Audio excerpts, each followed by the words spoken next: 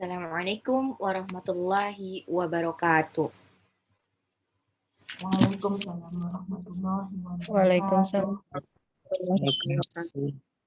Alhamdulillahi rabbil alamin wa bihi nasta'in ala umurid dunya waddin wassalatu wassalamu ala asrafil anbiya'i wal mursalin sayyidina Muhammadin wa ala alihi wa sahbihi ajma'in amma ba'd. Alhamdulillah, puji dan syukur marilah kita panjatkan kehadirat Allah Subhanahu wa taala, karena atas berkat rahmat, hidayah dan inayahnya lah kita masih diberikan nikmat iman, Islam, kesehatan, serta kemudahan untuk tetap bisa mengaji walaupun lewat online. Salawat dan salam tak lupa marilah kita hadiahkan kepada suri tauladan kita, Nabi besar Muhammad SAW. Insya Allah kita semua termasuk umat terbaiknya yang kelak akan dipertemukan di yaumil akhir. Bunda-bunda sekalian, insya Allah hari ini kita masih akan ziyadah ya. Jumlahnya berapa kita lihat nanti. Sebelum kita mulai, marilah kita membaca suratul Fatihah, istighfar 3 kali, doa mau belajar, langsung murajaah, Waqiah ayat 1 sampai 40. Al-Fatihah. A'udzu billahi minasy syaithanir rajim. Bismillahirrahmanirrahim. Alhamdulillahi rabbil alamin. Ar-Rahmanir-Rahim. Maliki yaumiddin. Iyyaka na'budu wa iyyaka nasta'in. Ihdinas siratal mustaqim. Siratal ladzina an'amta 'alaihim ghairil maghdubi 'alaihim waladdallin. Astaghfirullahaladzim, astaghfirullahaladzim, astaghfirullahaladzim. Rabbi zidni ilman nafi'a warzuqni fahman wasi'a. Murajaah dulu ya. Bismillahirrahmanirrahim. Idza waqa'atil waqi'ah laisa liwaqa'atiha kadhibah khafidatur rafi'ah. Idza rujjatil ardu rajja wa bussatil jibalu bassa wa kanat haba'am mumbassa wa kuntum azwajan salasah fa ashabul maimanati ma ashabul maimanah wa ashabul masy'amati ma ashabul masy'amah was-sabiquna as-sabiqun ulaikal muqarrabun fi jannatin na'im sullatum minal awwalin wa qalilum minal akhirin ala sururim mawdunah muttaqiina 'alaiha mutaqabilin yatufu 'alaihim wildanun mukhalladun bi akwabin wa abarika wa ka'sim min ma'in la yusaddauna 'anha wa la yunzifun wa fakihatin mimma yatakhayyarun wa lahmi tayrin mimma yashtahun wa hurun 'ain ka'amthalil lu'lu'il maknun jazaa'an bima kanu ya'malun la yasma'una fiha laghwan wa la ta'thima illa qilan salaman salama wa ashabul yamini ma ashabul yamin fi sidrim makhdud wa talhim mandud wa dhillim mamdud wa ma'im maskub wa fakihatin katsirah la maqtu'atin wa la mamnu'ah wa furushim marfu'ah inna ansha'nahunna insya'a faja'alnahunna abkara uruban atraba di ashabil yamin sullatum minal awwalin wa sullatum minal akhirin. Segolongan besar dari orang-orang yang terdahulu dan segolongan besar pula dari golongan orang-orang yang datang belakangan atau orang-orang kemudian. Masuk ke ayat selanjutnya, ayat 41. Masih mudah, ini masih gampang. Wa ashabus shimali ma ashabus shimal. Afwan, salah tangan saya. Wa ashabus shimali ma ashabus shimal. Nah, bedakan antara huruf shad sama shin. Kalau shad itu lebih mirip ke sin biasa, sinnya sapi. Wa as, bukan wa ash, tapi wa as. Wa as, wa ashabus shimal. Nah, itu baru shin titik 3. Wa ashabus shimali dan golongan kiri. Ma ashabus shimal, alangkah sengsaranya golongan kiri. Dan golongan kiri, alangkah sengsaranya golongan kiri. Golongan ashabus shimal ini sama dengan ashabul masy'amah. Ashabul yamin sama dengan ashabul maimanah. Ya, jangan sampai bingung kok ini beda. Sama, cuman ini aja kosakotanya yang berbeda. Ya. Wa ashabus shimali ma ashabus shimal, dan golongan kiri alangkah sengsaranya golongan kiri itu. Setelah Allah Subhanahu wa taala menyebutkan tentang golongan as-sabiqun, golongan as-sabiqun, orang yang datang orang yang beriman dahulu, terus ada golongan ashabul yamin atau ashabul maimanah, baru sekarang golongan ashabus shimal. Nah, sebelumnya kan dijelaskan ya, ashabul yamin itu apa yang dirasakan sebagai golongan ashabul yamin. Mereka merasakan ya semua fasilitas surga yang disediakan Allah untuk orang-orang golongan kanan. Orang-orang golongan kanan yang apa istilahnya masuk surga ya. Ya dia dikasih fi siderim makhdud wa talhim maghdud wa dhillim mamdud wa ma'im maskub wa fakihatin katsirah la maqtu'atin wa la mamnu'ah wa furushim marfu'ah inna ansha'nahunna insya'a waja'alnahunna abkara uruban atraba yashabil yamin sullatum minal awwalin wa sullatum minal akhirin. Sekarang wa ashabus shimal. Nah, ashabus shimal adalah mereka golongan kiri. Maksudnya orang-orang yang menerima catatan amal mereka melalui tangan kiri. Siapakah orang-orang yang menerima catatan amal kebaikan lewat tangan kiri?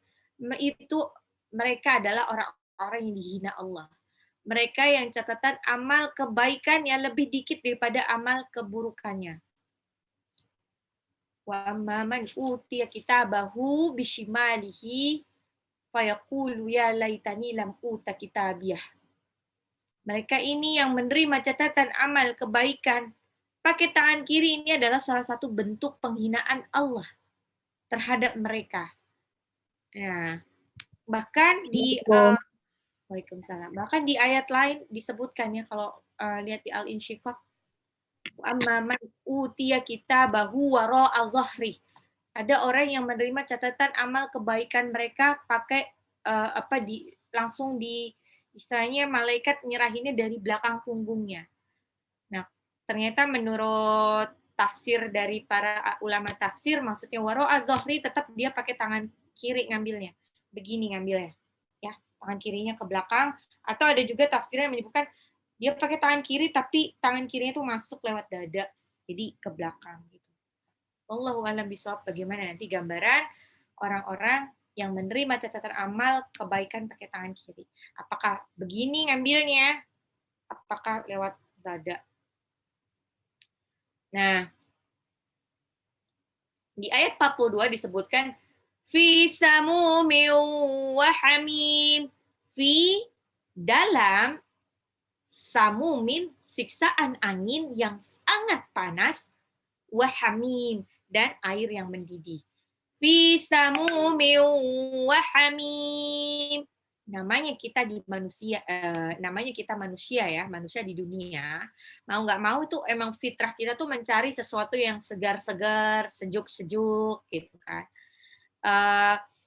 Memang kulitnya manusia itu memang dirancang untuk tidak bisa menerima suhu yang sangat ekstrim. Suhu yang sangat ekstrim, misalnya panas banget itu nggak bisa. Dingin banget pun sebetulnya nggak bisa, makanya harus pakai tambahan outer jaket ya, ketebalannya disesuaikan. Nah, fitrahnya manusia apa? Sunatullahnya manusia tuh suka mencari yang cukup level udaranya tuh seger, sejuk, ada angin-angin gitu. Makanya kita kalau cari apa namanya tempat piknik, tempat nongkrong buat makan, itu carinya yang sejuk-sejuk. Nggak mungkin ada yang lagi panas banget terus kita diem di situ aja. Pasti cari tempat berteduh. Nah, apa yang terjadi bagi mereka yang masuk neraka? Mereka di neraka itu lingkungannya itu anginnya aja panas. Kalau kita kan angin sepoi-sepoi enak ya, semilir angin itu enak, sejuk. Nah ini anginnya neraka nggak ada enak-enaknya, rasanya panas sepanas-panasnya. Nah orang kalau panas kan pinginnya minum yang dingin-dingin ya. Nah tidak ada air dingin di dalam neraka, adanya air yang sangat mendidih. Air yang sangat mendidih. Udah dapatnya anginnya panas banget, gerahnya minta ampun, gerahnya tuh gerah yang membakar. Bahkan beberapa ini ada yang menyebutkan bahwa panasnya itu sampai yashwil wujuh, bener-bener yang ya pokoknya allati tatali'u 'alal afidah, sampai ke hati itu langsung hatinya langsung kayak kebakar. Dan panasnya minuman itu bener-bener sepanas-panasnya minum. Panasnya minum tuh berarti lebih panas daripada mendidih yang 100 derajat. Pernah ngerasain keselomot air yang baru aja mendidih, Bun? Itu panasnya minta ampun. Itu nggak kena mulut ya, cuman kena kaki atau tangannya panas dan minta ampun, dari situ sampai melepuh. Nah, kalau kena mulut, bahkan untuk panas 70 derajat saja itu udah cukup bikin lidah kita melepuh. Apalagi ini panasnya lebih panas. Yang benar-benar panas itu kalau disebutkan kalmuhli, seperti lelehan besi, lelehan logam. Itu kan lebih panas daripada titik didih besi, lebih panas daripada titik didih air. Ini panas banget, yang bahkan kalau masuk ke mulut bukannya menghilangkan haus, tapi malah membakar wajah. Benar-benar membakar wajah. Na'udzubillah min zalik. Jadi baru diminum aja udah bikin wajahnya melepuh, membakar. Sampai ke ususnya itu tercabik-cabik, ancur-ancuran lah. Nah, ininya lagi, parahnya lagi, di neraka itu fadzuqu falan nazidakum illa azaba. Itu di surah An-Naba. Tidak ada yang ditambahkan di neraka kecuali siksaan yang bertambah-tambah, levelnya bertambah-tambah. Kalau kita sudah istilahnya udah nih misalkan ya kebakar mukanya, terus Allah sempurnakan lagi mukanya, bakar lagi kayak gitu, jadi nggak kelar siksaannya. Ya, fi samumi wa hamim. Bahkan menurut ulama Syekh Utsaimin rahimahullah menyebutkan bahwa mereka tuh ya pas sebelum masuk neraka aja sudah ngerasain bagaimana rasanya dijemur di bawah terik matahari, matahari tidak sampai hanya 1 mil di atas kepala, dijemurnya selama 50.000 tahun. Nauzubillah min zalik, hitung nih, Bun. 1 hari di akhirat sama dengan 1.000 tahun di dunia. Nah, 1 tahun aja itu ada 365 hari ya. 365 hari dikali 50.000 tahun. Terus dikalikan 1.000. Kira berapa itu kalau itu? Panjang lah itu Al-Quran. Kalkulator jebol. Kepanjangan, nggak cukup itu digit nolnya. Selama itulah kita bakalan menunggunya aja udah lama banget. Dan orang-orang calon penghuni neraka yang menerima catatan amal kebaikan pakai tangan kiri, ashabus shimal ini, mereka sudah tahu bakalan masuk neraka. Kenapa ya? Udah karena dari treatment cara perlakuan malaikatnya waktu dia antri di padang mahsyar terus menerima catatannya udah berbeda. Terus bagaimana treatmentnya waktu dia di padang mahsyar itu juga berbeda. Di padang mahsyar dia sudah ngerasain tuh hawa-hawa nerakanya. Ngerasain tenggorokannya hausnya tapi nggak ada yang ngasih minum. Beda sama orang-orang yang beriman, yang kelak dia akan menerima catatan amal kebaikan pakai tangan kanan, dan kelak akan masuk surga. Itu SPG-SPG-nya surga, itu sudah berkeliaran. Istilahnya udah berkeliaran, istilahnya ngetekin, oh ini calon penghuni surga nih. Dan bahkan Rasulullah sudah menyediakan air yang telaga Al-Kautsar, itu buat hamba-hambanya yang umat Rasulullah. Namanya umat Rasulullah itu apa kriterianya? Yang mau masuk gengnya Rasulullah itu apa kriterianya? Harus menggunakan Al-Quran dan hadis sebagai pedoman hidup. Itu syarat untuk masuk gengnya. Sama kita ya Bun ya, kalau misalkan kita punya teman, ya ingat dulu zaman-zaman sekolah ada geng gaul sama geng gaul gitu kan. Untuk masuk geng yang populer di sekolah, kita harus segaul mereka. Sama, kalau kita mau masuk gengnya Rasulullah, yang kelak akan ditreatment dengan sangat baik di padang mahsyar, apalagi di surga, ya kita harus ikutin apa kata Rasulullah. Apa yang dilakukan Rasulullah. Ya, ikuti apa kata Quran dan hadis. Kalau enggak, ya nggak bisa. Nggak bisa ikut gengnya. Maka silahkan itu berpanas-panasan, banjir keringat, banjir air mata, haus parah. Di surah Al-Kahfi ayat 29 nih ada beberapa dari santri yang ikut kelas Al-Kahfi juga, ini udah lewat ini. Inna a'tadna lidh-dhalimina nara ahata bihim suradiquha wa in yastaghithu yughathu bima'in kalmuhli yashwil wujuh bi'sa syarab wasa'at murtafaqa. Sesungguhnya kami telah menyediakan neraka bagi orang zalim. Neraka sudah disediakan untuk orang zalim. Yang gejolaknya, yang apinya bergejolaknya mengepung mereka. Tidak ada orang yang bisa selamat dari neraka. Dan waktu mereka meminta minum, mereka akan diberikan minum oleh penjaga neraka. Tapi minumannya adalah air seperti besi yang mendidih yang menghanguskan wajah. Itulah minuman yang paling buruk dan tempat istirahat yang paling jelek.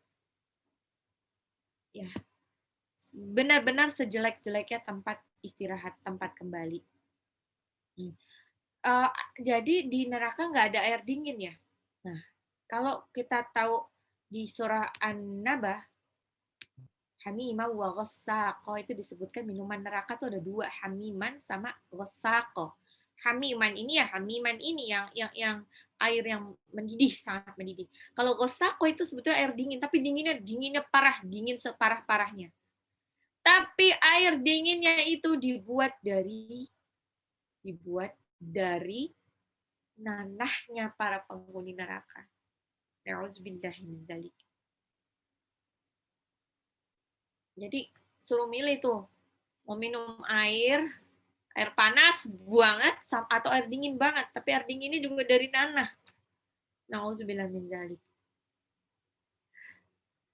Fi samumin wa hamim, dalam hawa panas dan minuman yang sangat mendidih. Wa dhillim min yahmum, wa dhillin, dan naungan asap min yahmum, yang hitam, dan naungan asap yang hitam. Wa dhillim min yahmum. Ini bukan arti sebenarnya hitam ya, lebih ke yahmum itu yang gelap, naungannya gelap. Kita gelap dan beda sama kita kan kalau ini ya secara ininya kodratnya manusia cari naungan ya, cari pohon yang rindang, cari ya pokoknya ada naungan lah di atas. Nah, naungan di dalam neraka itu adalah naungan yang bukannya bikin adem, malah bikin panas. Bener-bener masih tetap panas. Bener-bener, dan seperti apa ya? Kalau kita bernaung di situ tuh kita malah jadi legam lah, mukanya tuh jadi hitam legam gitu. Ya. Orang-orang ashabus shimal, orang-orang golongan kiri, di neraka juga diberikan tempat bernaung. Tapi naungannya berupa asap hitam yang tidak bisa memberikan kesejukan. Jangankan kesejukan, yang ada mereka malah kalau dinaungi wadhillim yahmum, kena naungan itu, maka mereka itu bukannya malah adem, malah kepanasan, plus mukanya juga ikut coreng-moreng. Tahu ini enggak? Wedus gembel. Wedus gembel itu istilah kalau gunung berapi itu mau meledak, mau meletus. Yang keluar pertama itu kan bertahap dia. Pertama itu awan hitam. Bukan awan ya, lebih ke asap. Asapnya itu kayak asap pembakaran sampah yang gelap tapi hitam. Jadi kalau dilewatin, kalau kita kena itu udah panas banget, rasanya panas, bisa mematikan juga. Makanya kalau ingat dulu ya kisah terakhir kali Gunung Merapi meletus yang sangat dahsyat itu ingat tahun 2010. Tahun 2010. Dan saya ingat banget karena itu memorable banget buat saya. Karena pas waktu qadarullahnya, waktu Gunung Merapi itu meletus, qadarullahnya itu saya kecelakaan gitu deh, kecelakaan parah yang sampai buat agak ya lumpuh lah. Jadi hampir kehilangan tangan kanan saya, karena tangan saya tuh kelindes mobil. Bayangin, tangan kelindes mobil. Jadi kalau Bunda pernah lihat tangan saya tuh udah kayak tangan bionic woman sebetulnya, karena di dalamnya itu udah dikasih wire gitu lah, wire-nya tuh wire kabel-kabel gitu. Dia lebih bukan pen ya, kalau pen itu kan ini, jadi itu serabutnya itu udah menyatu sama ininya gitu. Jadi alhamdulillah ini seperti kesempatan kedua saya untuk hidup. Dan qadarullahnya waktu itu abis kecelakaan juga belum hijrah gitu loh. Jadi butuh waktu lama ternyata buat saya untuk hijrah juga tuh masih lama. Tahun bayang ada 2010. Hijrahnya baru tahun berapa? Baru tahun 2016 mungkin ya. Jadi nah gitulah. Jadi Allah tuh kalau sayang sama orang itu dikasih teguran, pertama nggak dengar juga, dikasih teguran lagi lewat ujian yang lain. Sampai istilahnya biar kita tuh kembali kepada Allah. Kembali kepada Allah. Nah, kalau ingat kisah waktu yang di Merapi itu ya, maksudnya waktu ada wedus gembel, udah banyak korban jiwa juga orang-orang yang kena wedus gembel, karena emang bener-bener panasnya itu ya asap-asap gitu, bukan cuma asap biasa, itu membawa gas-gas beracun kan. Jadi kalau yang kena ya nggak bisa nafas, kelepekan, terus plus itunya panas banget, panas api, rasanya udah seperti panas api. Ya makanya banyak yang meninggal. Makanya waktu itu banyak yang ditemukan meninggal di bunker. Di bunker-bunkernya, bunker itu kan pada tempat perlindungan ya. Ini ada orang Magelang di sini, ada siapa? Bundaning ya, Bundaning. Itu di bunker itu banyak orang yang meninggal di situ. Karena mereka para pendaki yang mungkin mau menyelamatkan diri karena di bunker, ternyata bunkernya masih kalah sama panasnya asap hitam wedus gembel, apalagi laharnya. Ya, apalagi nanti di neraka lebih panas lagi. Nauzubillah min dzalik. Wa dhillim min yahmum la baridin wala karim. La baridin, tidak sejuk, wala karim, dan juga tidak enak, tidak menyenangkan. La baridin wala karim. Suasana di neraka itu tidak sejuk dan tidak menyenangkan. Angin, air minum, naungannya yang Allah sebutkan tidak ada yang menyebutkan. Tidak ada yang menyejukkan, tidak ada yang menyejukkan sama sekali. Bahkan Allah Subhanahu wa taala menyebutkan ketiga hal tersebut di atas, ya, tidak menyenangkan dan membuat orang yang melihatnya itu ketakutan setengah mati. Ini kita baru ngomongin soal samumin, hamim, anginnya, air panasnya, dilimnya, naungannya, wadhillim yahmum, naungan dari asap yang hitam, terus juga itu sudah tidak menyenangkan, sudah tidak ada enak-enaknya sama sekali. Apalagi nerangin tentang neraka-neraka yang lainnya. Bagaimana, nah nanti dijelaskan tuh di ayat selanjutnya, di halaman selanjutnya, di halaman ini kan kita sudah masuk halaman 2 dari soal Waqiah ya, di halaman ketiganya tuh mulai diceritakan gimana detailnya keadaan waktu di neraka. Nauzubillah min dzalik. Makanya kalau disebutkan neraka itu buat siapa sih? Fa amma man tagha wa atharal hayatad dunya. Neraka jahanam itu buat orang-orang yang melampaui batas. Itu kalau di surah An-Nazi'at. Ya, di surah An-Nazi'at. Buat orang-orang yang melampaui batas dan wa atharul hayatad dunya, mendahulukan kehidupan dunia dibandingkan kehidupan akhirat. Orang-orang yang menggunakan hawa nafsunya untuk bersenang-senang di dunia, mengabaikan akhirat. Dipikirnya hidup itu cuman sekali, jadi senang-senang lah. Padahal hidup di dunia itu bukan, bagi orang mukmin, tempat kita tinggal itu bukan di dunia. Tempat tinggal sesungguhnya kita adalah di akhirat, di surga. Tempat di dunia ini hanya tempat singgah. Kalau dibayangkan kita tuh cuma traveling di dunia. Traveling dari satu episode hidup ke episode lainnya. Dari satu ujian hidup ke ujian lainnya. Dan emang harus move on. Harus terus jalan. Nggak bisa stuck di satu tempat. Nggak bisa stuck di tempat yang bahagia terus. Nggak bisa stuck di tempat yang sedih terus. Harus jalan, move on terus. Karena ujung dari perjalanan itu adalah stasiun. Stasiunnya apa? Kematian. Entah kematian dulu atau, nah kalau orang mukmin sih kematian akhirnya, bukan kiamat. Kematian, setelah sampai di stasiun kematian, sampai siap-siap kita sampai ke tujuan akhir. Ya, ada jalan dikit lah. Sama kayak kita mau pulang kampung. Siapa yang masih pulang kampung naik kereta atau naik bus? Dari bus itu kan, atau dari stasiun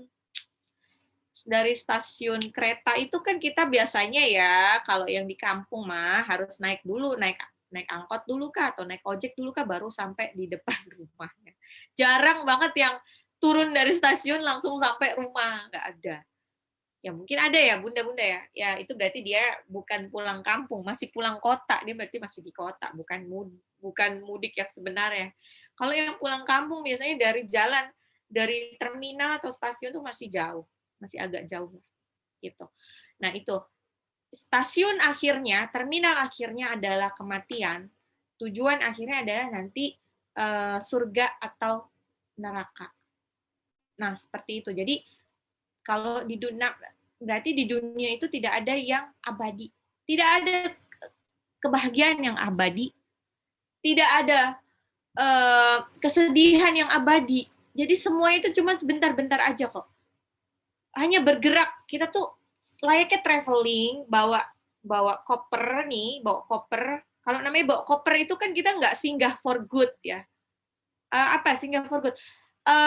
Tinggal selama kita tidak tinggal selamanya karena kita memang masih ada tujuan akhir. Samalah kayak kita mau pulang kampung, mau mudik tuh ya. Aduh, kapan kita bakalan mudik lagi Lebaran? Kayak kita mau mudik, udah bawa koper, namanya mau mudik, tujuan akhir kita mana? Sok atuh mudik ke, kalau saya mudik kemana? Purworejo. Ya udah, fokus ke Purworejo. Apakah akan singgah di satu tempat? Mungkin singgah ya mungkin singgah di penginapan mana gitu. Tapi singgahnya nggak akan lama. Semalam doang dan itu pun pagi-pagi udah jalan lagi atau apa. Nggak akan singgah lama. Atau singgahnya cuma buat makan doang. Sok cuman singgah gitu doang. Terus langsung jalan terus sampai tempat tujuan. Tempat tujuannya Purworejo. Seperti itu. Dan ini kalau naik bus Purworejo itu terminalnya. Nanti harus jalan lagi, harus naik lagi sampai ke tujuan akhirnya. Nanti desanya Jelok. Dan di situ, nah seperti itu. Jadi perjalanan kita seperti itu. Jadi jangan sampai kita gini nih, udah apa namanya, udah terlanjur nyaman sama hidup kita. Misalkan, aduh, udah nyaman nih, maksudnya enak nih kayak gini, maksudnya udah uang banyak, suami baik, anak sehat, segalanya gitu. Itu kan istilahnya udah nyaman ya. Terlanjur nyaman. Hati-hati sama terlanjur nyaman. Hati-hati sama terlanjur nyaman. Ingat, kita tuh cuman passenger. Kita tuh cuman traveler. Cuman petualang, cuman apa namanya? Cuman orang yang sedang dalam perjalanan, cuman orang yang dalam keadaan safar. Mungkin alhamdulillah kalau kita diberikan nikmat seperti itu ya, maksudnya kebetulan keluarga baik-baik aja, uang banyak, karir bagus, Masya Allah gitu. Jangan merasa nyaman dengan itu. Di dalam pikiran kita, dalam benak kita harus udah mulai gini, astagfirullahaladzim. Kenapa astagfirullah? Astagfirullah itu memang harus selalu kita ucapkan ya. Itu kan dalam suka dan duka itu tetap harus diucapkan. Itu selain menggugurkan doa, menggugurkan dosa, menggugurkan dosa juga sekaligus membuat kita itu paham bahwa sebetulnya ini tuh ya cuma titipan gitu. Jadi kalau kita dalam keadaan senang kayak gitu, otak kita, pikiran kita, hati kita udah mulai berpikir, ya Allah, abis ini kita jalan kemana gitu. Habis ini perjalanan episode apa yang sudah disiapkan Allah untuk kita. Jadi biar apa? Kita biar siap-siap mental, apapun yang terjadi, ya karena itu kan memang cuma persinggahan doang.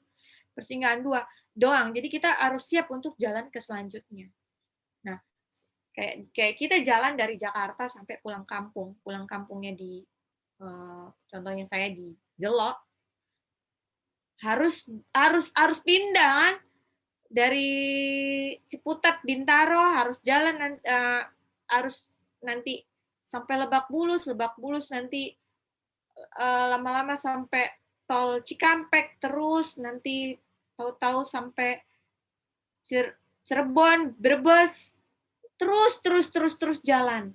Jadi kehidupan kita tuh nggak ada yang stuck di satu titik. Terus jalan sampai terminal akhir kita, kematian. Jangan ada yang bunda-bunda udah ngerasa nyaman aja dengan kehidupan kita. Jangan, itu kan cuma titipan, hati-hati. Ya. La baridu wala karim. Siapakah orang-orang yang kira-kira bakalan merasakan itu? Di ayat 45 Allah sebutkan, Innahum kanu qabla dzalika mutrafin. Innahum, sesungguhnya mereka, kanu qabla, sebelum itu, dzalika mutrafin, sebelum itu dahulu mereka hidup bermewah-mewahan. Innahum, sesungguhnya mereka, kanu dahulu, qabla, sebelum, dzalika itu mutrafin. Mutrafin itu bermewah-mewahan. Wow, ternyata di antara sebab yang membuat ashabus shimal, membuat orang-orang masuk golongan kiri yang menerima catatan amal kebaikan dari tangan kiri adalah mereka yang dulunya di dunia hidup bermewah-mewahan. Neraka jahanam itu sebagian adalah azab bagi mereka yang di dunia itu hidupnya bermewah-mewahan.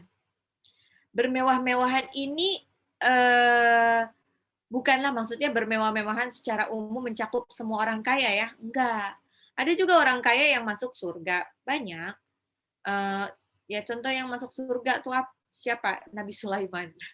Nabi Sulaiman kayaknya minta ampun, tapi dia tetap masuk surga, beliau tetap masuk surga. Ya, banyak juga sahabat Rasulullah yang kaya raya, tapi mereka tetap masuk surga. Akan tetapi di sini yang dimaksud adalah orang yang bergelimang harta, bergelimang kemewahan yang membuat mereka lalai dari bersyukur. Lupa akan akhirat karena kesibukan dunia.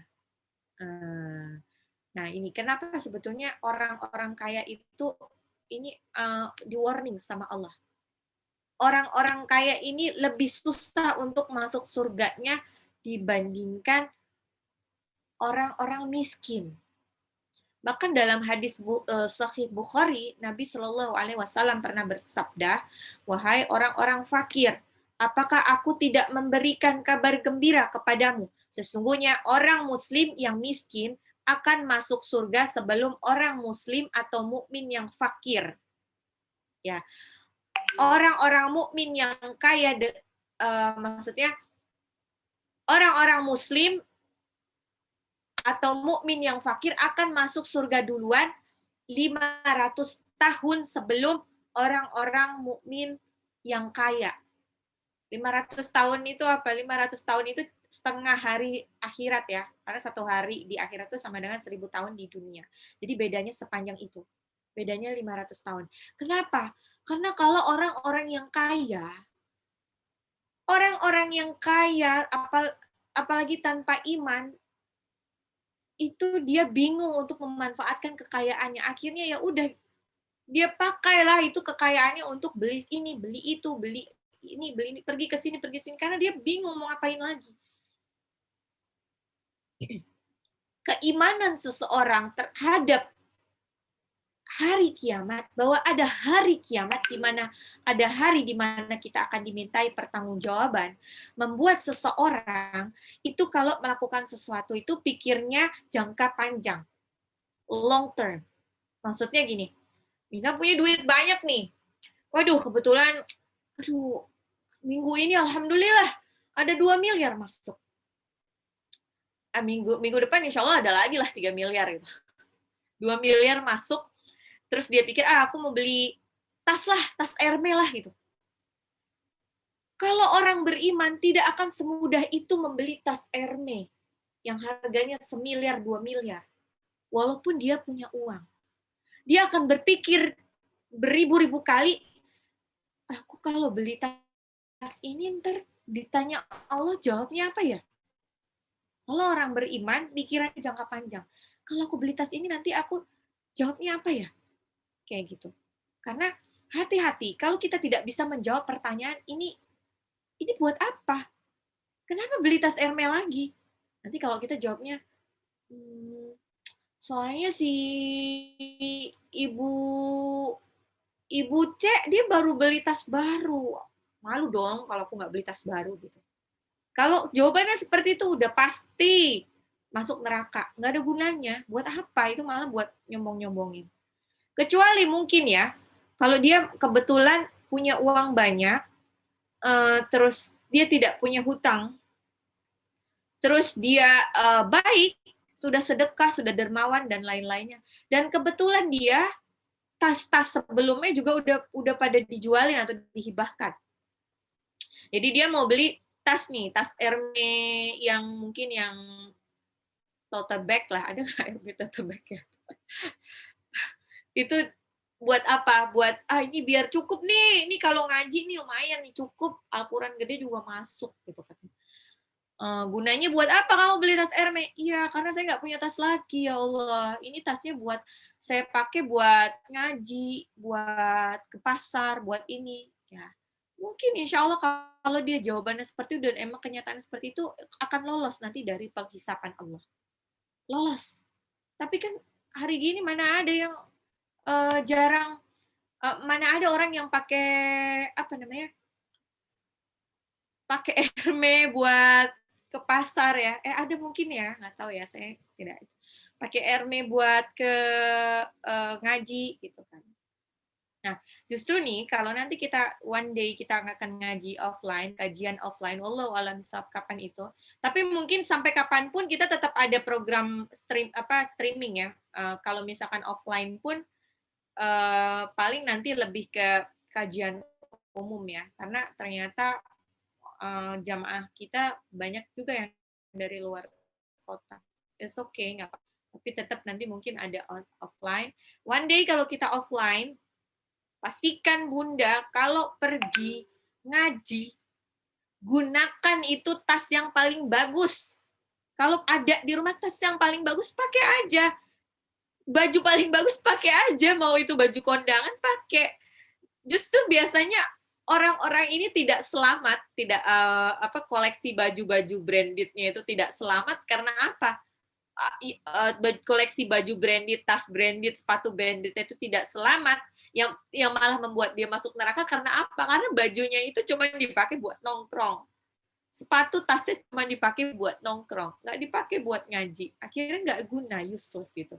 Pastikan Bunda, nih makanya, aneh dong kalau pakai baju kondangan buat ya kondangannya gimana dulu ya, baju kondangannya kayak gimana dulu. Buat ngaji. Nah, itu dia. Makanya, kalau orang beriman, itu keputusan itu jangka panjang. Maksudnya jangka panjang tuh sekalian aja gitu loh. Ini kira-kira baju oke nggak ya dipakai ini gitu. Kalau misalkan cuman bisa dipakai kondangan, apalagi cuman bisa dipakai kondangan 1 kali gitu. Itu kan mubazir banget. Makanya mendingan aja sekalian buat kondangan nyewa baju daripada beli baju ya, kalau misalkan kondangannya jarang-jarang ya. Kayak gitu. Jadi maksudnya biar kita nggak ikut dihisap lah, hisapnya nggak banyak. Nah, nanti maka balik lagi, jarang ada orang kaya yang lulus ujian kekayaan. Kekayaan dan miskin itu sama-sama ujian ya Bunda. Tapi jarang orang yang diuji kekayaan itu akan lulus ujian dan malah kembali kepada Allah. Yang ada malah mereka semakin terlena dan malas berdoa. Buat apa mereka berdoa? Karena istilahnya semua kehidupan dunianya sudah ada, sudah tercapai gitulah, sudah buat apa lagi? Dan malah akhirnya dia menggunakan hidupnya untuk buang-buang uangnya kemana-mana. Kira nggak guna. Dan kebanyakan orang kaya mereka sibuk sesibuk-sibuknya untuk kejar setoran, kejar target supaya untuk melipat gandakan keuntungannya. Jadi sibuk banget. Kayak gini lah. Kira-kira artis siapa yang paling kaya? Oke ya, anggaplah kita, misalkan Raffi Ahmad ya, Raffi Ahmad dengan pembantunya gitu kan. Kira-kira sebetulnya yang paling banyak dikasih nikmat itu siapa? Raffi Ahmad atau pembantunya? Sebetulnya yang dikasih nikmat paling banyak itu sebetulnya pembantunya. Kenapa? Pembantunya itu nggak perlu kerja banting tulang dari malam, siang, pokoknya capek-capeknya, gitu kan. Tapi dia bisa merasakan, para pembantunya itu bisa merasakan tinggal di tempat yang enak, dengan segala fasilitas, mobil ada, makanan banyak, segala macam, tanpa capek-capek. Nah, yang disebut nikmat itu adalah sesuatu yang bisa, yang disebut, nikmat itu tidak mesti sesuatu yang kita miliki. Rezeki itu tidak hanya sesuatu yang bisa kita miliki, tapi yang penting bisa kita nikmati. Itu rezeki. makanya rezekinya pembantunya Raffi Ahmad lebih besar daripada Raffi Ahmadnya. Raffi Ahmadnya harus kerja banting tulang untuk istilahnya menghidupi pembantunya. Seperti itu. Nah, bahkan di dalam salah satu hadis sahih disebutkan Nabi Muhammad SAW bersabda, perbanyaklah kenalan orang-orang miskin dan berbudi baiklah kepada mereka, karena mereka kelak akan mendapat kekuasaan. Para sahabat bertanya, kekuasaan apakah itu ya Rasulullah? Nabi menjawab, bila tiba hari kiamat, maka dikatakan kepada mereka, perhatikan siapa yang dulu pernah memberimu makanan dan minuman seteguk, atau pakaian sehelai baju, maka peganglah tangannya dan tuntunlah ke surga. Orang-orang fakir miskin, itu nanti yang akan menuntun kita masuk surga. Nah, kenapa? Kenapa sih? Ya, ini karena orang-orang fakir miskin ini punya banyak keutamaan ya. Keutamaannya tuh macam-macam.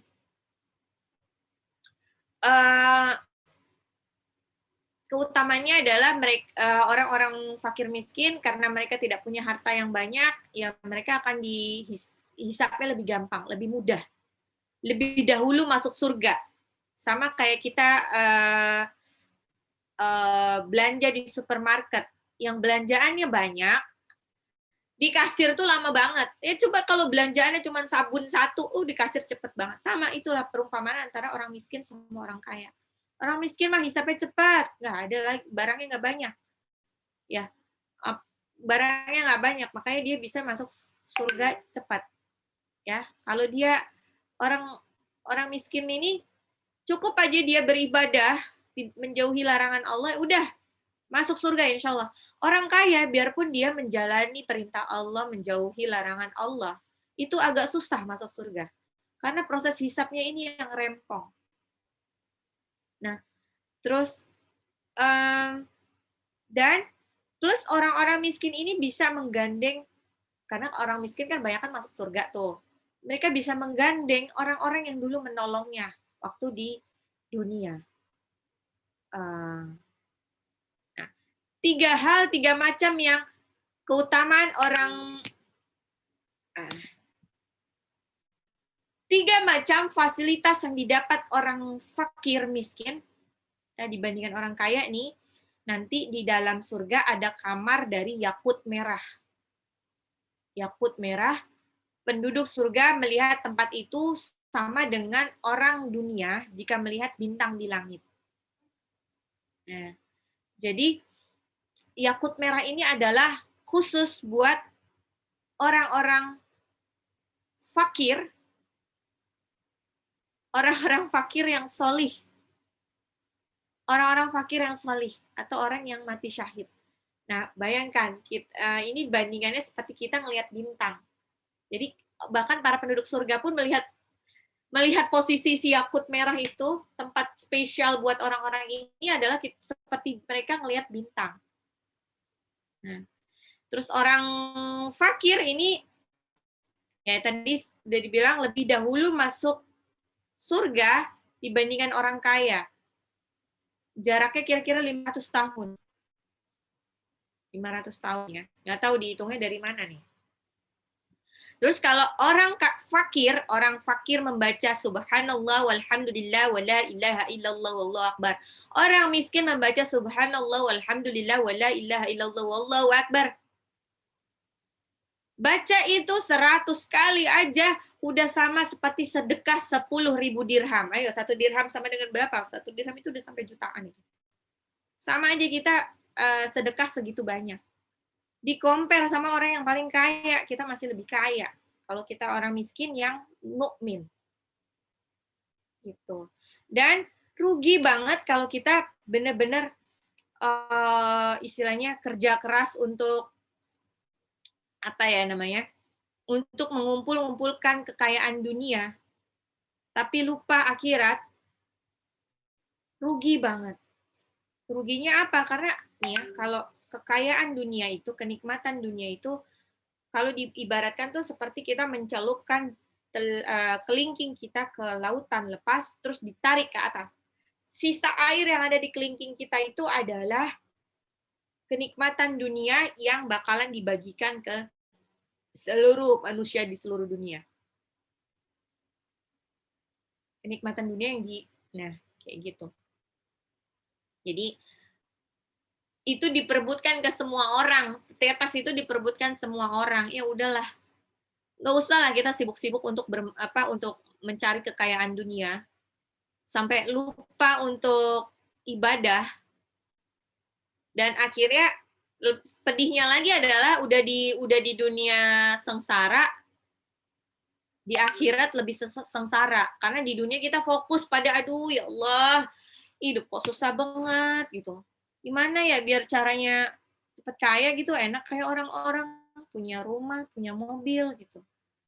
Terus karena hilaf ya, karena yang dikejarnya adalah kekayaan dunia, dia lupa bahwa mereka adalah cuman traveler, mereka cuman pengembara. Terus akhirnya dia malah cari jalan haram untuk kaya, korupsi, atau dia pakai pesugihan. Kalau namanya pesugihan ini, benar nggak sih? Bisa nggak sih? Bisa, Bun, kalau pakai pesugihan. Tapi ya ini sebetulnya gini.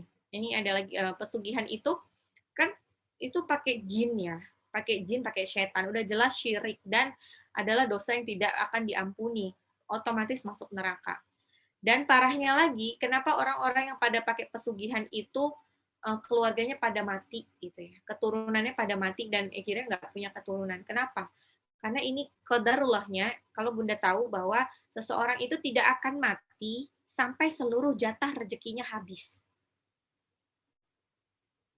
Seseorang tidak akan mati sampai seluruh jatah rezekinya masih sudah habis.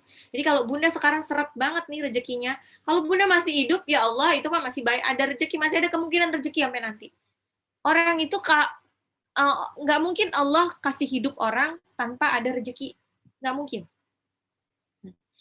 Kalau nggak ada rezeki sama sekali mau udah mati pasti.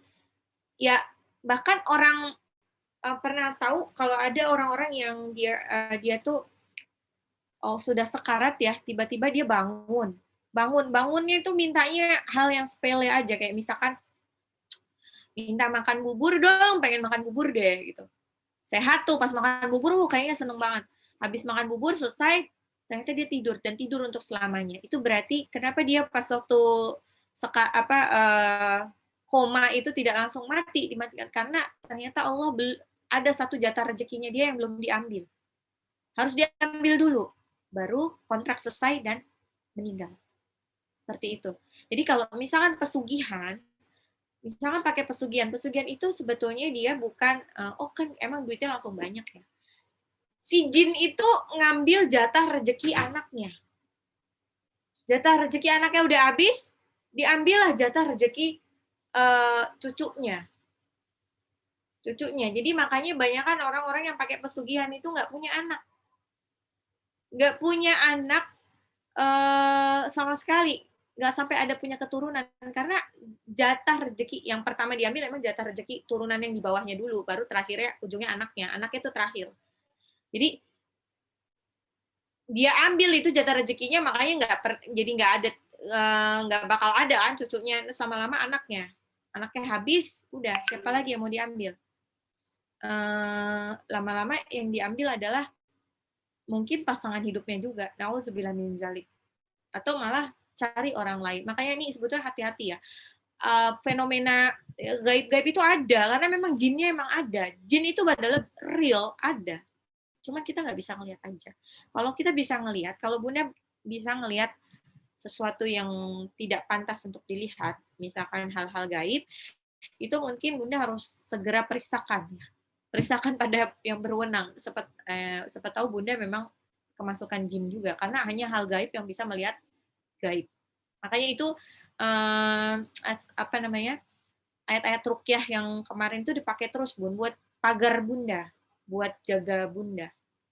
Terus kalau ada uang di jalanan, jangan langsung diambil. Kalau misalnya mau diambil, masukin aja langsung ke kotak amal lah. Udah, jangan Bunda tuh istilahnya apa ya, ambil resiko. Karena kadang-kadang bisa aja sengaja ngasih duit pancingan ya. Nah, itu bilang minzalik di luar sana banyak hal-hal gaib yang tidak kita ketahui kan. Pokoknya jagalah diri kita. Udahlah, ini aja. Dan jangan tergoda untuk melakukan amalan-amalan yang aneh. Mau aku dengan amalan yang ini, ya udah kalau misalnya mau mempermudah rezeki ya udah banyak aja sedekah. Ini baca Al-Waqiahnya dibaca, terus duhanya dikencengin, bangun malam. Itu insya Allah rezeki akan terbuka. Ya. Innahum kanu qabla dzalika mutrafin. Ya, sesungguhnya orang-orang yang masuk neraka itu kebanyakan adalah orang-orang yang bermewah-mewahan. Selanjutnya, wa kanu yusirruna 'alal hinsil 'adzim. Wa kanu, dan mereka yusirruna terus-menerus 'alal hinsil 'adzim, dan mereka terus-menerus mengerjakan dosa yang besar. Orang-orang yang masuk neraka biasanya mereka yang sudah melakukan dosa berkali-kali. Nggak mungkin orang masuk neraka baru melakukan dosa sekali, 2 kali. Nggak mungkin. Pasti dia sudah melakukan berkali-kali. Sudah, istilahnya udah dibilangin nggak mempan juga. Makanya masuk neraka. Makanya yang masuk neraka itu cuma fa'amma man tagha, orang yang keterlaluan, orang yang kelewatan, orang yang terlalu bebal, dikasih ujian-ujian tetap nggak mau balik ke Allah, malah makin menjauh. Makanya mereka masuk neraka. Jadi kalau ada orang yang meninggal, misalkan ada dulu ya, kalau sekarang saya jarang nonton berita. Dulu tuh ada berita lah, kayak orang terkenal kan dia haji tuh meninggalnya di tempat prostitusi. Nauzubillah min zalik, ya itu cara Allah untuk mempermalukan. Apakah yakin dia baru sekali itu ke prostitusi? Kagak mungkin, nggak mungkin. Itu pasti udah berkali-kali. Makanya Allah azab dia di dunia dulu dengan ikan aibnya itu terbuka, semuanya kena aib akhirnya. Bener sedih lah gitu. Nah, hati-hati Bun. Bunda pengen matinya dalam keadaan apa, Bun? Karena apa yang kematian kita itu tergantung dari apa yang kita lakukan di sebagian besar waktu kita waktu di dunia itu ngelakuin apa. Kalau kita kebanyakan gini nih menghafalkan walau nggak hafal-hafal, tilawah, berbuat kebaikan, itu insya Allah ya matinya nggak jauh-jauh dari itu. Ya, makanya kenapa ada orang yang mati dalam keadaan sujud, dia kan selalu sholat tepat waktu. Ada orang yang mati setelah pokoknya bersih lah. Jadi dia sebelum meninggal, saya ada ya, maksudnya di link saya itu yang baru meninggal waktu itu Ustazah. Sebelum meninggal itu dia ini minta dilulur, pokoknya bersih, pokoknya udah bersih lah, udah ada luluran segala macam gitu, ternyata meninggal. Itu karena dia mungkin tidak mau menyusahkan orang ya. Jadi orang-orang yang nauzubillah min zalik ya. Jadi keadaan waktu bagaimana kita selama hidupnya itu seperti apa. Mau meninggal seperti apakah kita, makanya tinggalkanlah hal-hal yang buruk-buruk yang sudah jadi. Apalagi bunda-bunda yang sudah masuk usia 40 tahun, hampir 40 tahun, pastikan 40 tahun itu adalah gerbang.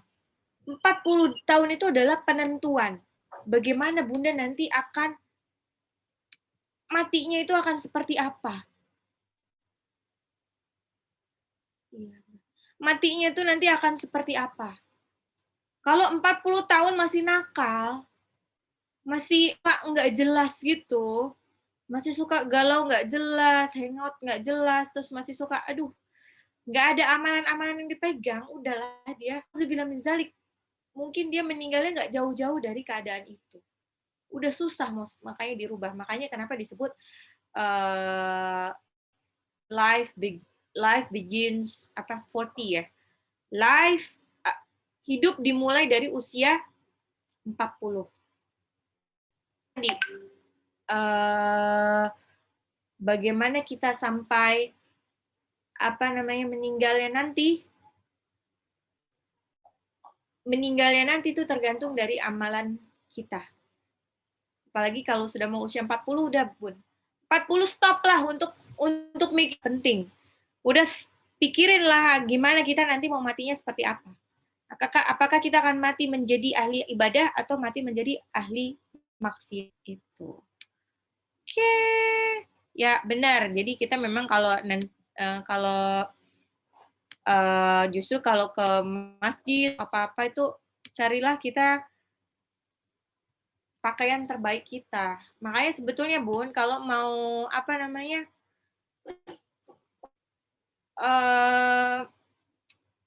beli mukena, pastikan harga mukena itu paling tidak sama mahalnya dengan kita.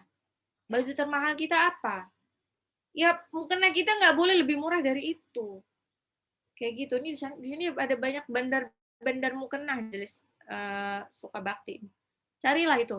Nanti kalau cari mintanya mukena yang paling mahal ya Bun. Karena itu aset. Nanti itu yang dihisap, kena mahal Bunda yang nanti akan dihisap. Tapi mukenanya jangan cuma buat pajangan, dipakai. Mukena tuh nggak perlu banyak-banyak, Bun. Yang penting mukenanya itu dipakai, selalu dipakai. Dan pastikan mukenanya itu palingnya yang paling bagus lah. Karena itu buat sholat ya. Insya Allah itu yang akan membawa kita ke surga. Oke, 41. Wa ashabus shimali wa ashabus shimali ma ashabus shimal.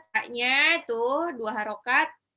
Bedakan antara shin dengan shad. As, bukan ash. As. Ashabus shimali. Alif lam samsiyah. Mimnya 2 harokat matabi'i. Nah, ini mimnya itu ada harokat alis. Ketemu dengan alif tidak dalam satu kata. Pokoknya kalau ada harokat alis lebih panjang dari matobi'i. Dan matobi'i nggak boleh lebih panjang dari yang ada harokat alisnya. Oke, perhatikan. Wa ashabus shimali ma ashabus shimal. Wa ashabus shimal ma ashabus shimal. Wa ashabus shimali ma ashabus shimal. Ashabus shimali ma ashabus shimal. Mau diberhentiin juga nggak apa-apa. Wa ashabus shimal ma ashabal. Atau disatuin. Wa ashabus shimali ma ashabus shimal. 42-nya. Samumin wa hamim. Fi fa-nya 2 harokat matabi'i samumin. Mimnya 2 harokat lagi matabi'i. Mim tanwin ketemu waw. Idgham samumin wa hamim. Samumin wa hamim. Fi samumin wa hamim. Fi samumin wa hamim. Fi di dalam samumin hawa panas wa hamim dan air yang mendidih. Ya. Hamim itu jadi mat arid disukun karena mat tabi'i bertemu dengan huruf hidup di akhir ayat, mimnya disukunkan. Ya. Fi samumin wa hamim. Fi samumin wa hamim. Fi samumin wa hamim. Wa ashabus shimali ma ashabus shimal. Fi samumin wa hamim. Walim min yahmum. Wadhillim min yahmum. Wadhillin itu dha, bukan zat. Bukan z, tapi the. Ujung lidah seperti mau digigit. Seperti zal, tapi lebih tebal. Wadhillim, tanwin ketemu mim jadi irna. Wadhillim min yahmum. Wadhillim min yahmum. Wadhillim min yahmum. Wadhillim min yahmum. Wadhillim min yahmum. Ya, terus yahmum di belakang mad alif disukun lagi. Wadhillim min yahmum. Wa ashabu shimali ma ashabu shimal. Fi samumin wa hamim. Dhillim min yahmum. La baridin wa la karim. La baridin wa la karim. La baridin wa la karim. La baridi wala karim, la-nya 2 harokat, ba-nya juga 2 harokat. Diu, tanwin ketemu waw. Jadi nggak ada yang nyebutnya la baridin ya, nggak ada. Apalagi la bariding, salah. La baridiu wala karimnya 2 harokat. La baridiu wala karim. La baridiu wala karim. La baridiu wala karim.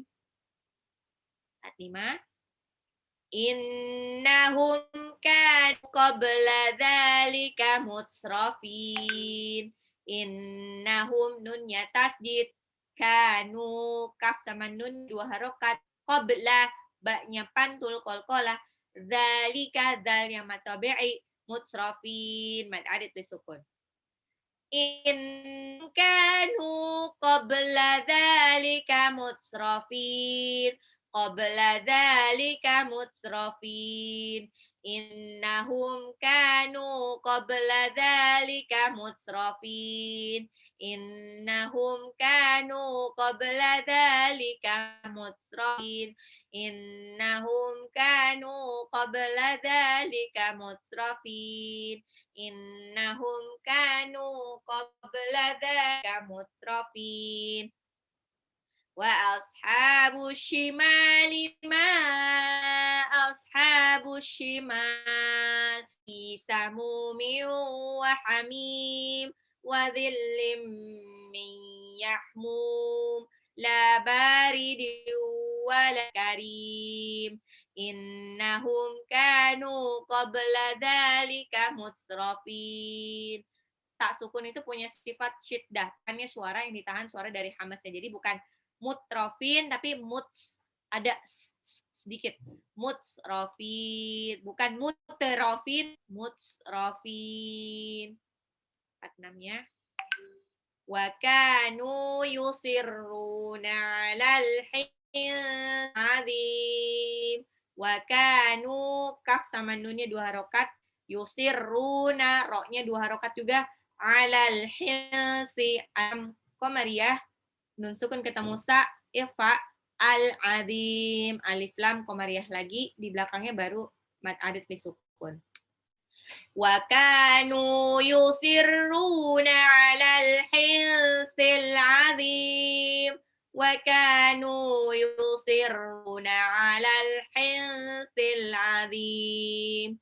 Wa kanu yusirruna 'alal hinsil azim. Wa kanu yusirruna 'alal hinsil azim. Wa kanu dan dunya mereka mengulang-ulang 'alal hinsil azim dosa yang besar. Wa kanu yusirru wa kanu yusirruna 'alal hinsil azim. Wa kanu yusirruna 'alal hinsil azim. Wa kanu yusirruna 'alal hinsil azim.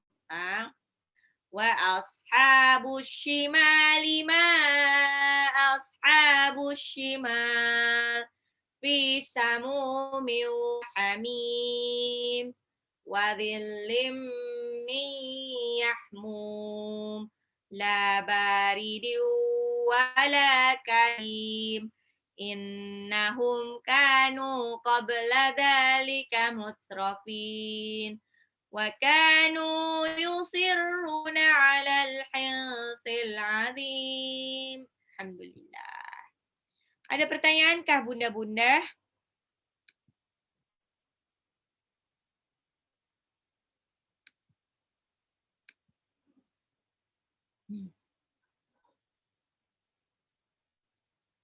Wah.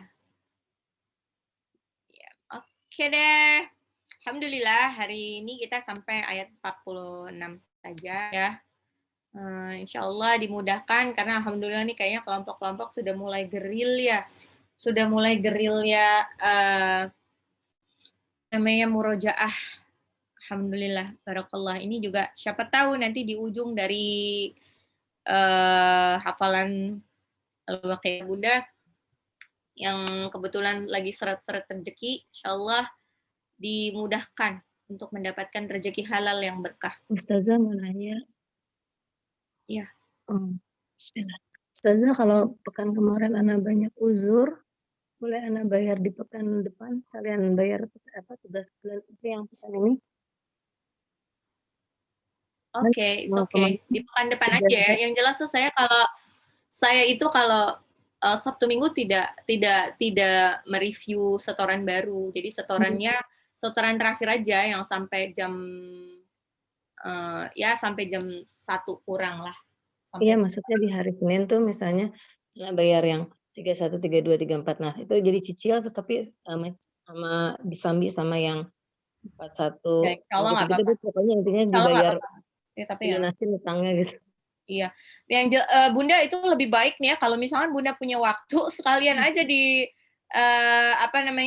misalkan kayaknya dikit banget nih ayatnya, udahlah aku store sekarang aja lah langsung gitu. Langsung misalkan ini ada 6 ayat langsung store 6 ayat di awal nggak apa-apa, Bun. Itu ya Lebih boleh ya baik biar utangnya lebih baik di awal dibandingkan di akhir nanti ya, Bunda-bunda nanti kalau ada yang misalkan kerajinan gitu dan kebetulan udah ngelotok nih, udah setoran aja di awal ya. Saya sih gitu. lebih lebih lebih lebih suka yang seperti itu malah. Jadi jadi istilahnya nanti tugas saya pas sudah jelang-jelang akhir udah tinggal dikit. Tuh.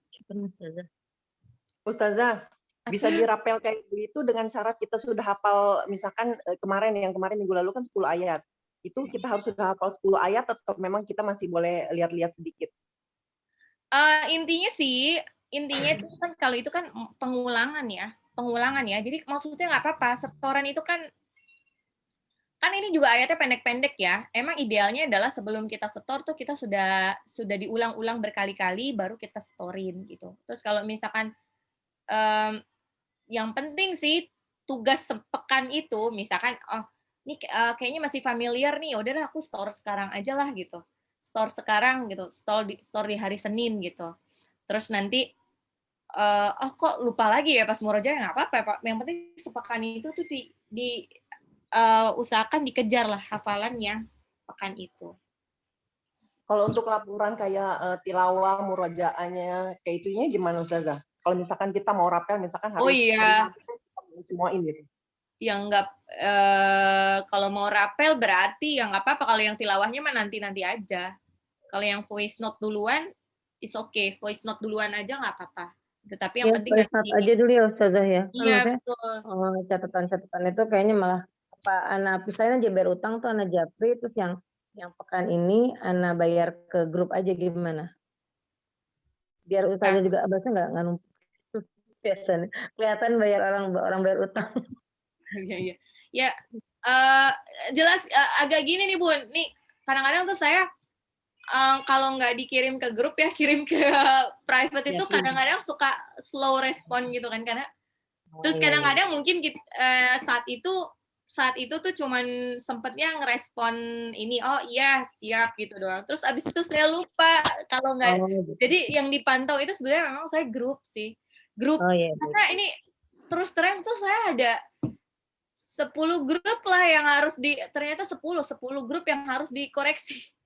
Jadi tuh saya cuman fokus di grup-grup gitu aja gitu. Jadi kalau pengennya tuh kalau japri ya japri yang ini aja, yang conversation casual aja, ngobrol apalah gitu. Nah, itu buat hiburan saya juga. Tapi kalau misalnya japri isinya setoran ya, kecuali yang khusus-khusus ya nggak apa-apa itu.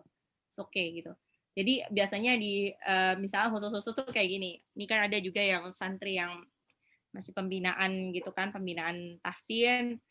Nah, biasanya ini nanya dulu.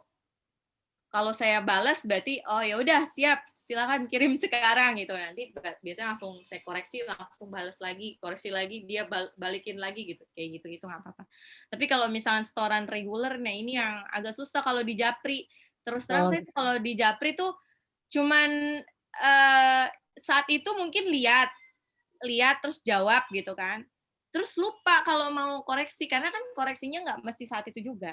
Dan kalau misalnya saya ada waktu, yang pertama saya utamakan adalah keliling di grup-grup itu, gitu, keliling-keliling di grup itu.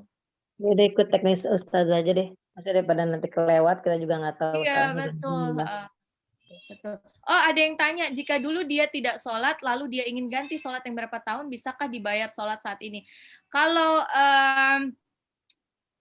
jadi lebih baik dia bayarnya pakai sholat sunnah, Bun.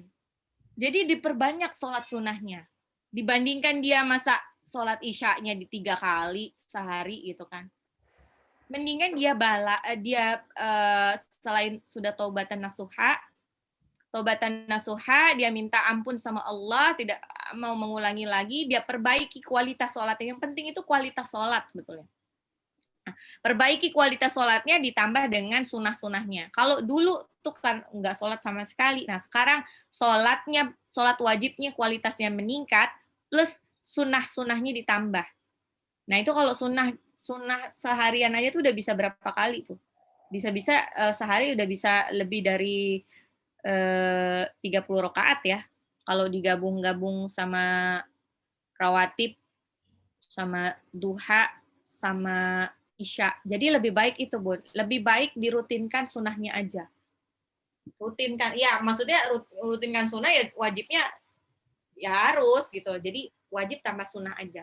Nggak usah dibayar dalam bentuk, aduh waktu itu berapa tahun nggak ini, terus dia sehari bisa isyaknya 5 kali, ini enggak, jangan. Daripada itu mendingan sunnahnya. Nah, bedanya wajib sama sunnah itu adalah kalau fardu itu kalau tidak dilakukan dosa. Ya, pokoknya intinya kalau tidak dilakukan dosa. Kalau kita mau cari pahala untuk menambal-nambal pahala, itu justru carinya di amalan-amalan sunnah. Karena amalan sunnah itu tidak dilakukan nggak apa-apa, tapi kalau dilakukan dapat pahala.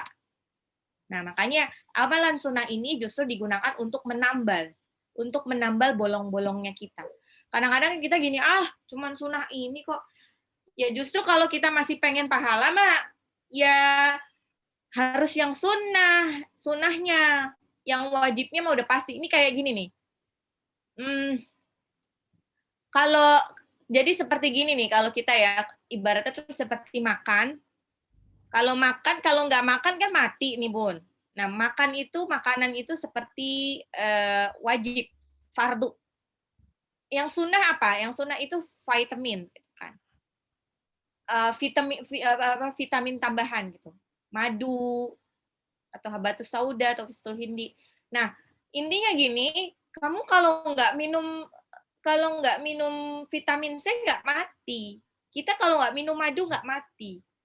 Ya, nggak minum madu berapa hari nggak mati. Tapi kalau kita nggak makan sama sekali, beberapa hari pasti mati. Nah, sama dengan amalan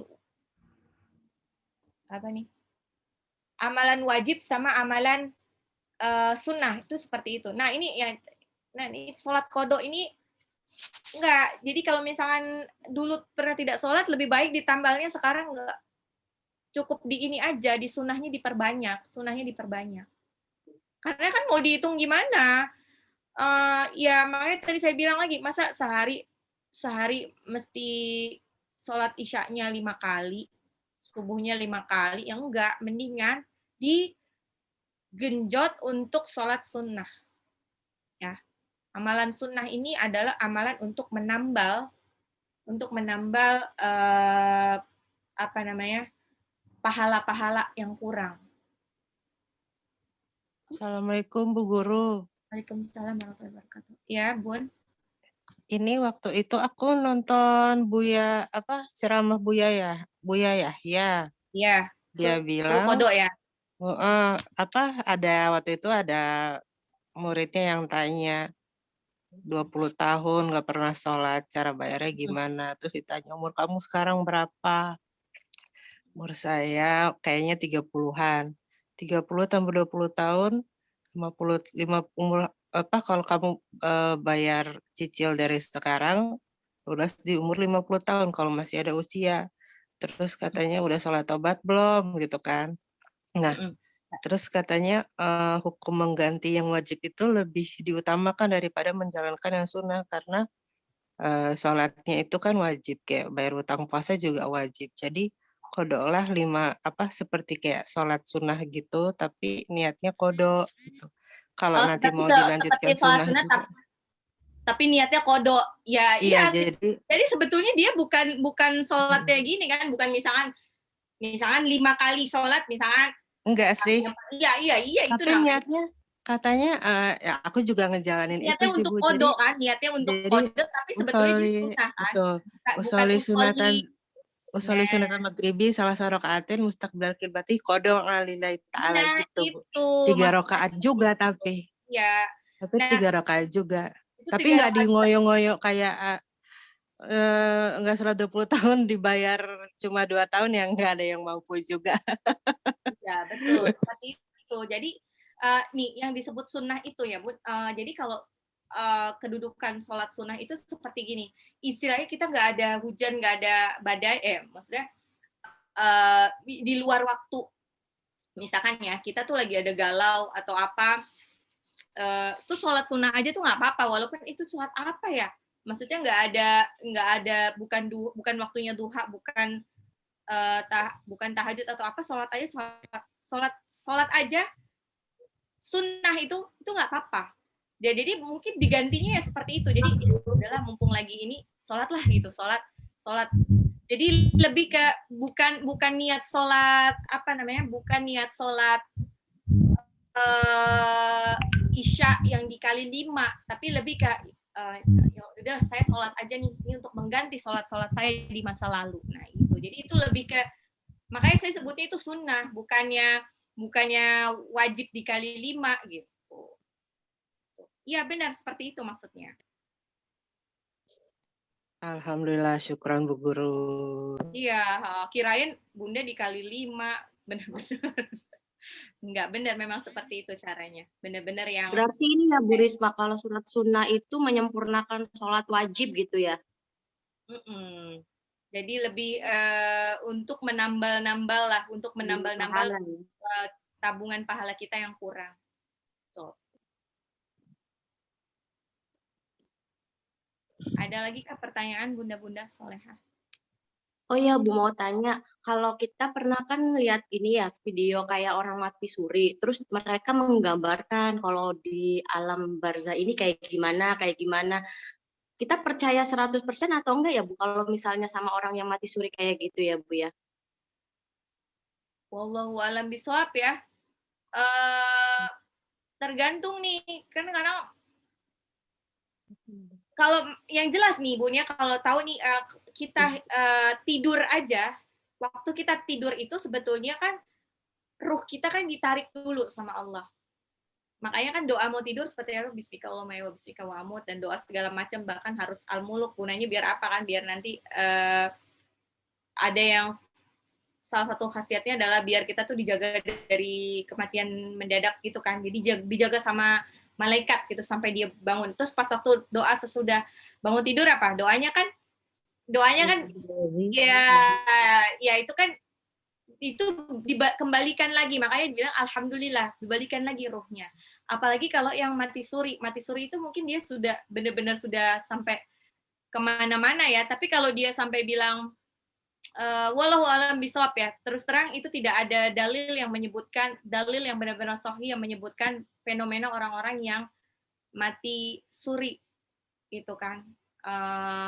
Terus kalau memang misalkan ada, ya kita cukup dengarkan yang baik aja ya. Yang jelas semua yang benar-benar terjadi di alam barzah atau di alam akhirat di surga itu ya hanya yang tertulis di Al-Quran dan dijelaskan secara detail dalam hadis-hadisnya. Jadi kalau ada orang yang ini ya, kalau itu mirip sama yang seperti kita baca di Al-Quran atau dengar dari hadis Rasulullah, ya mungkin insya Allah benar. Jadi jangan 100% ya, kita juga harus tahu. Nah itulah makanya kenapa kita sebagai mukmin harus berpedoman kepada Al-Quran dan hadis. Ya itu aja, Al-Quran dan hadis. Baik Bu Risma, terima kasih. Sama. Oke Bun, ada pertanyaan lagi Bunda?